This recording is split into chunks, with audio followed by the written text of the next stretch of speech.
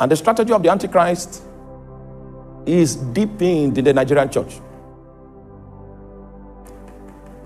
The first strategy of the Antichrist is to ensure that he violates the principle of separation. That's the first strategy.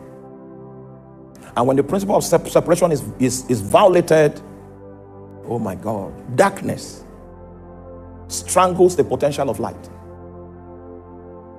1 John chapter 2, verse 18 to 20. Let me show you the principle of the Antichrist before we continue on the journey. It said, little children, it is the last time. And as ye have heard that the Antichrist shall come, even now there are many Antichrists, whereby we know that it is the last time. This is how we know that we're in the last days. There will be many Antichrists. That means the spirit of the Antichrist will begin to work, and many individuals there be that will be operating with the spirit of the Antichrist. Before the person of the Antichrist comes into manifestation, in full-blown manifestation, the spirit of the Antichrist will go to work, and there are many people that will operate by the spirit of the Antichrist. Are you there? Okay. This is how we know. This is the evidence that it is the last time. This is the evidence that we're in the last days. The spirit of the Antichrist will become the operating system of many individuals. And it will surprise you to know from the next verse, you are going to see that the spirit of the Antichrist is going to be operational even on some individuals that are part of the things we do as church. Okay. Now, this is still in keeping with the spirit of the Antichrist. He said, they went out from us. That means the spirit of the Antichrist was operating in our midst. And there were individuals that were operating by the spirit of the Antichrist that were in our midst. But we did not have any means to check them. And because we could not check them, we lost our separation. We accepted a civilization that was all-inclusive. We accepted a civilization that subscribed to ecumenism. Do you know what ecumenism is? Oh. I don't want to define it. When you leave this place, click on your phone, go to Google and find out what ecumenism is. If I define it, there's no way. No, I will not define it. Are you there? Don't worry, I'm going somewhere. Just stay with me. So they went out from us, but they were not of us. You see, they were not of us. But were compelled by the religious correctness of our time to accommodate them in our midst, even though they were not of us. And that accommodation violated the principle of separation. And any time the principle of separation is violated, it will produce corruption and violence. The Nigerian church was a golden church of Africa. The revival that sprang forth from our borders was unequaled in the stories of revival that we hear. You've heard about Azusa? It's just that what happened on our soil was not documented. And that's our limitation. It wasn't documented.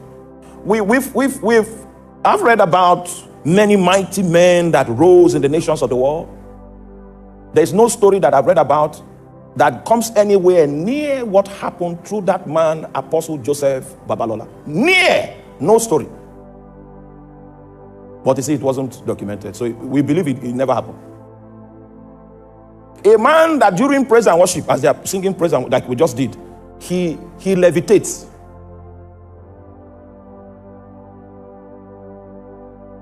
When you see that Western Nigeria received the gospel, most of us don't know what it means. It was when I was to marry my wife, they were based in Ile-Ife. So I used to go to Ile-Ife to see the family and stuff like that until we got married. And when we now got married, I was working in Lagos, so I was going to visit my in-laws once and again. That was when I discovered what was in that city. Now, these people have advanced in their knowledge of divination to a level of accuracy. The lens of divination has been adjusted to accommodate accuracy. What the Ifa priest prophesies comes to pass. In fact, most of our tribes are settled where they are settled today because of divination. And there was no stronger tribe in Nigeria today in divination than our brothers from the West. But there was a revival that overcame that foundation. And whether you like it or not, there is a prophetic spirit that is hanging over people from Western Nigeria. It's not natural. It came through the witness of a man. During prayer, he doesn't want to raise the dead. He's just worshiping God, and he sees that angels will lift him up.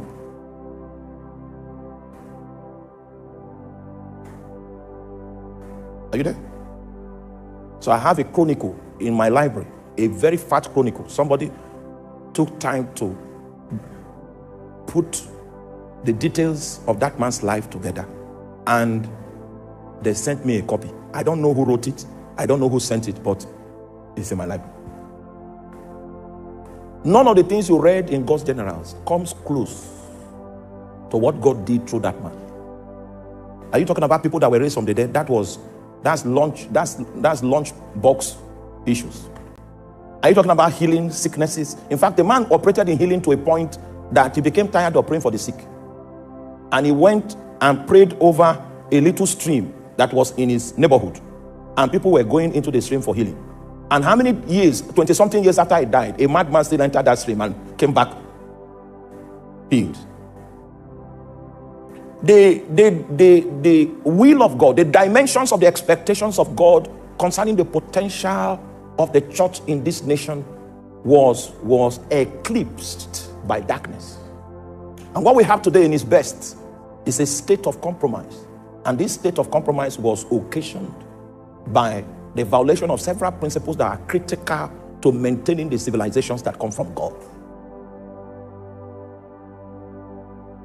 Are you still with me? Now, this is the Antichrist strategy. He said they went out from us, but they were not of us. For if they had been of us, they would no doubt have continued with us. So you are going to see statements like, from us, of us, with us. Are you following? He said, if they were of the same substance, if we were homogeneous, the proof of the fact that we have the same stock would have been that they would have continued with us. But they went out from us. But they went out that they might be made manifest that they were not all of us. So if the devil wants to strangle that which God is doing, the first ground of compromise he will sell to us is to violate the principle of separation. Are you still with me? Okay. Now that you are coming gradually, let me also come gradually. Can we do Exodus chapter 12 from verse 33 to 38? You will see one of the major challenges of the church in the wilderness. I hope you know when I say the church in the wilderness, you know what I mean.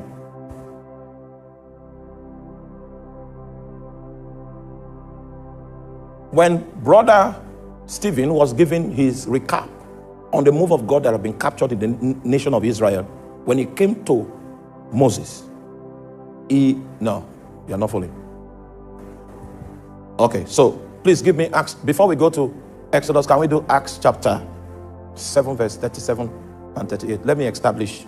Meanwhile, we're going to do, next year, we'll do a teaching, because I'm developing it already, the church in the wilderness. By the time we finish that teaching from start to finish, your eyes, you have new eyes and new lenses. If you visit a place that they call a church and it is not a church, you will know. Yes, that's the reason for that teaching. If you lose your capacity for discernment, in the name of church, you will serve devils. Because the principle of separation has been compromised. So what we have is no longer homogeneous, it is heterogeneous. So this is Stephen trying to give us an insight into the person and the ministry of Moses. He said, this is that Moses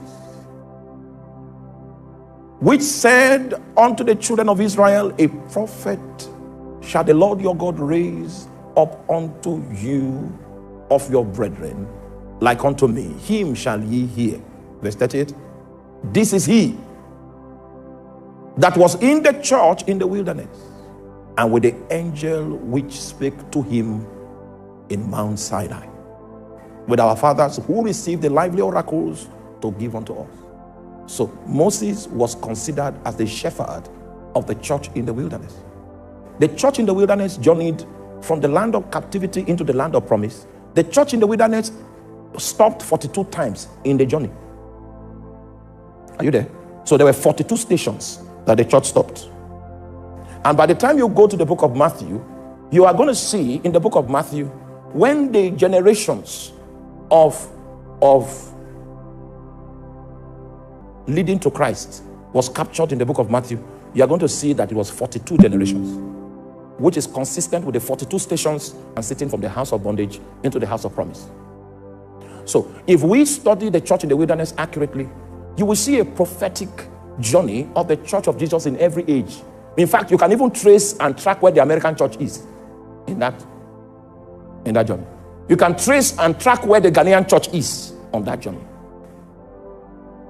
So what I want to do now is to show you that even in the church in the wilderness, Satan had already pioneered this principle of removing separation from the advancement, so that anything that God gets at the end of the day will be a compromised position. And the glory of God in its entirety and fullness will not be able to rest on that civilization, because it doesn't look like the arrangement that is established in the heavens. Meanwhile, the idea of God is that thy will be done on earth the same way it is done in heaven.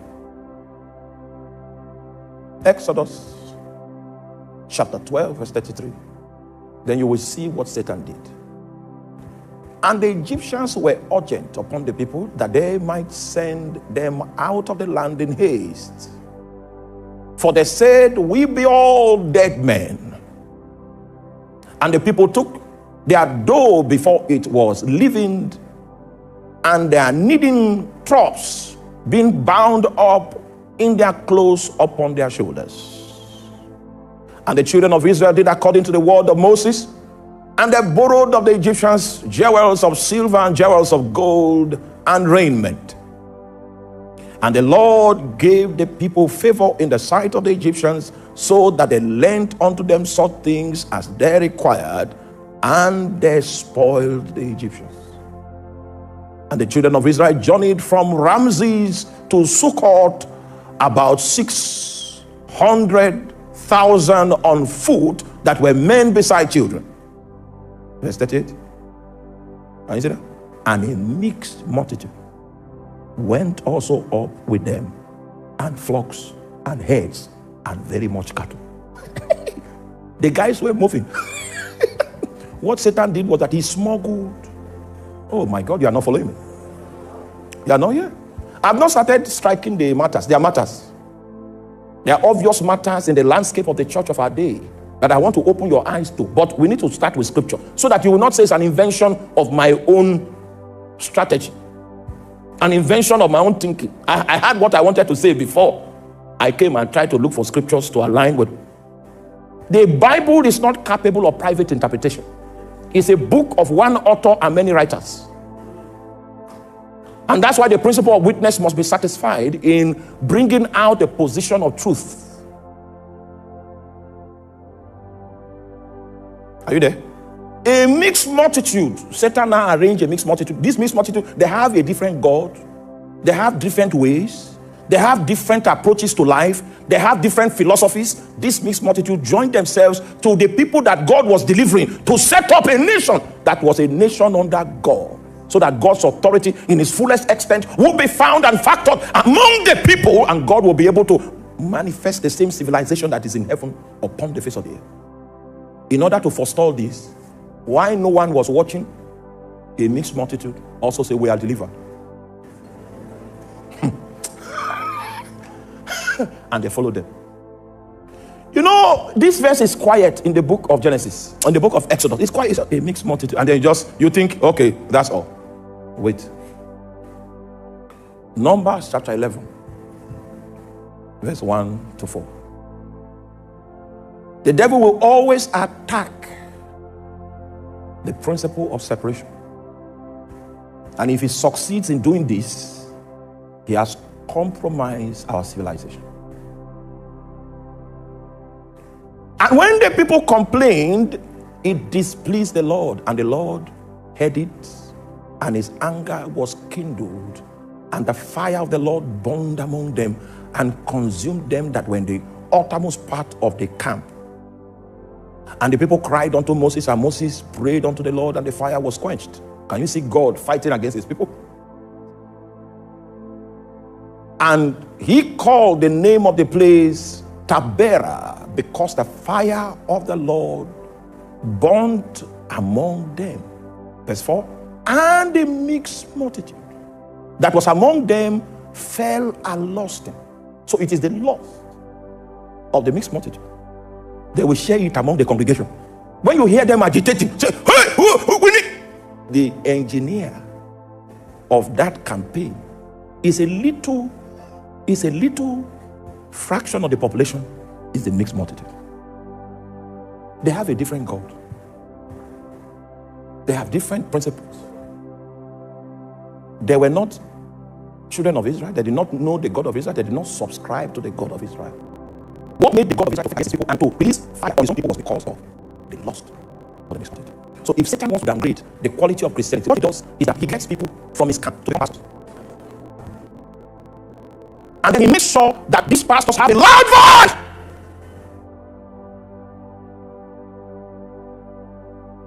And guess what?